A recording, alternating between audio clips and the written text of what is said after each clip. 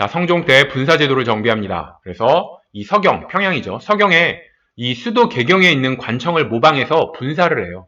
이게 분사를 한다는 얘기는 나눌 뿐, 나누고 사는 관청사예요. 그래서 관청을 나눴다. 그러니까 개경에 있는 관청을 모방해서 나눠서 서경에도 똑같은 관청을 설치했다. 이런 뜻이고, 이게 무슨 말이냐. 이 서경을 또 하나의 서울, 리틀 수도로 만든 거예요. 그래서 서경에 힘을 실어줬다. 이게 바로 분사제도다. 이렇게 생각을 하시면 되고, 이 분사제도의 의미는 이 북쪽, 평양이니까 북쪽에 위치한 서경에 힘을 실어줘서 또 하나의 서울로 만들어서 이제 북쪽으로 더 나아가려고 하는 북진 정책의 영향이 있고, 또 북쪽에서 이민족들이 있잖아요. 이민족을 방어하기 위해서 이제 서경에 힘을 실어줬다. 이렇게 생각을 하시면 되고, 이 분사제도의 역사를 보면 처음 시작은 태조 왕건 때 시작을 했습니다. 왕건이 북진 정책을 폈죠. 고려는 고구려의 뒤를 잇는 나라를 표방했어요. 그러니까 고구려가 활동했던 만주까지 치고 나가기를 원했고, 그래서 북진 정책을 폈습니다. 그래서 북진 정책의 일환으로 북쪽에 있는 서경을 중시했다. 서경에 힘을 실어주기 위해서 또 하나의 서울을 서경에 만들었다. 이렇게 생각을 하시면 되고, 그래서 태조 때 북진 정책을 실시하면서 분사제도를 처음 시행했고요. 그 다음에 분사제도를 다시 정비한 게 성종 때예요. 그럼 성종 때는 왜 분사제를 다시 정비하게 됐냐? 아시겠지만 성종 때 거란의 1차 침입이 있었어요. 그러니까 성종은 이게 북쪽을 강화해야 되잖아요. 거란을 이제 물론 1차 침입 때는 서희가 말로써 돌려보냈지만 다시 또 침입해 올 수도 있으니까 이 북쪽을 강화하고 이 거란을 막기 위해서 서경을 중시하는, 서경에 힘을 실어주는 분사제도, 서경에 또 하나의 서울을 만드는 분사제도를 정비했다. 그러니까 성종 때 거란이 최초로 침입을 하니까 거란을 막으려면 북쪽에 더 힘을 실어줘야지, 그러면서 서경에 분사제도를 정비했다. 이렇게 생각하시고, 분사제도의 완성은 예종이에요. 굉장히 예의 바른 왕이었죠. 예종 때 그 윤관이 여진을 몰아내고 동북구성을 축성을 해요. 동북구성을 쌓아요. 이것도 일종의 북진 정책이라고 할 수 있겠죠. 북쪽에 있는 이민족인 여진족을 몰아냈으니까 북쪽에 힘을 실어준 거예요. 그래서 이 분사제의 완성이다. 분사제라는 얘기는 서경, 평양에 힘을 실어주는 제도를 말하고, 그거의 완성은 예종이다.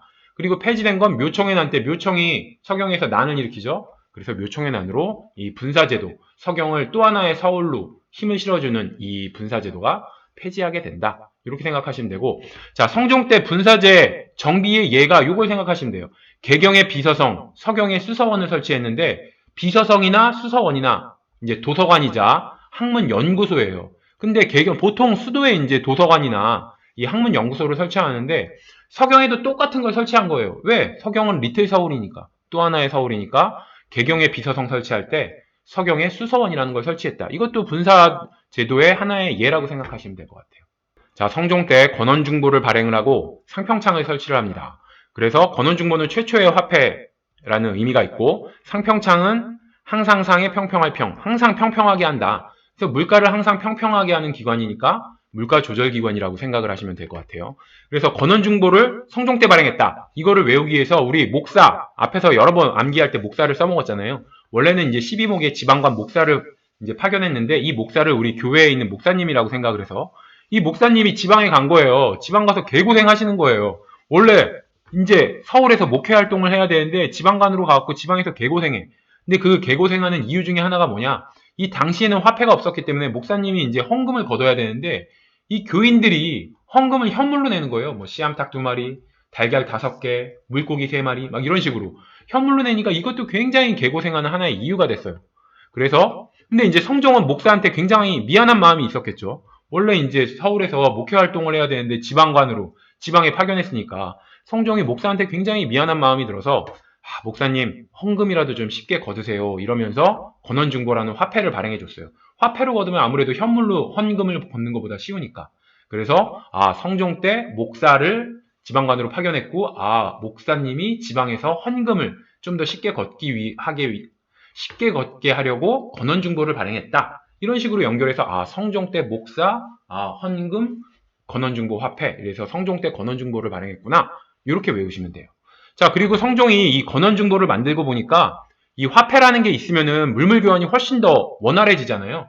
원래는 물물 교환을 하려면 2개, 어떤 사람은 닭을 필요로 하고 어떤 사람은 소를 필요로 하면 딱 2사람 간에만 이게 거래가 되는데, 물물 교환은 화폐가 있으면 수많은 사람끼리 서로 돌려가면서 사고팔고 하면서 이제 거래가 활발해져요. 이렇게 거래가 활발해지면 물가를 조절하는 기능이 있습니다. 거래를 많이 하게 되면 물가가 조절이 돼요. 비싼 걸 싼 데다 팔고 이런 식의 거래가 되면서. 그래서 물가 조절 기능이 있다는 걸 알게 된 거예요. 이 화폐가. 그래서 이 권원중보를 활용하기 위해서 상평창을 설치했다. 그래서 우리는 암기를 이제 성종 때 권원중보 발행했고 상평창 설치했다. 이걸 외우기 위해서 권원중보는 목사님이 헌금을 쉽게 걷게 하기 위해서 권원중보를 발행했고 권원중보 발행하니까 거래가 더 활발해져서 이제 물가 조절하는 기능이 있더라. 그래서 본격적으로 물가 조절하기 위해서 상평창이라는 이 기관을 설치했다. 이렇게 외우세요.